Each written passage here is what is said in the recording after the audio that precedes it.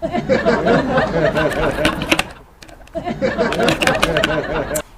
alama xotum, ala. Sen bilen tanışıp 3 yıl oldu. Kaç yıllık artmışı prava, maşin iniş, maşin iş, ne oldu gibi?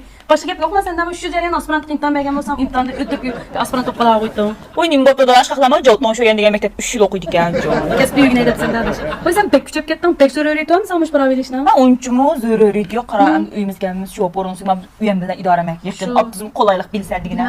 Lekin hem de hem avat tut adaş. Benim apamın 50 neçə yaş kirgan dosta çıqda. Top bilen çaydık ayollar degan retreti bilen bir tango qılıp başla. Ügün yutub adaş.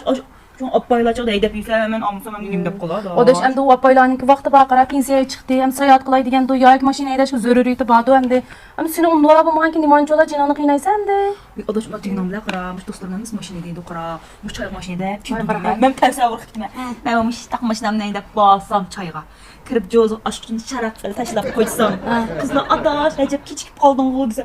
Ha kızlar maşın taktaydı ama pekraktanla dep kessem digin adaş.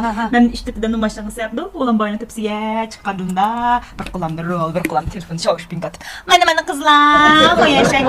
Fang bin kavga yıkılmalı çıkıp kessem adaş. Ben bulurum. Kaptaraşkan oğlum yürüyüşüm. Sen aptat tut konusunu olup ki planlayılan kız olacak. Bir qaralanmaqsan sen pravını bir kulağında rolluk tutup bir kulağında telefon tutsan qatnaşqayısı qılap tutqan bularsan. Şu alanmaqsan səni.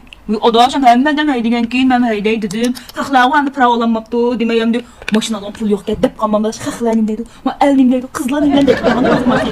Qapçada heç nim demədi bir nəstəsim heç nim bulmaydı odaş. Sinan bu şakallanda əsiyadandaymış qulaylıq buluş üçün emas. Xaq göz tutub mən. Xaq nimdə qala deyilən xiyal olğan ki şunu etməmiz. Artıq gəpni qılmay, artıq xiyalını qılmay. Bir yaxşı ügünə bütün qalan qıl. Ala mən xoşum işte.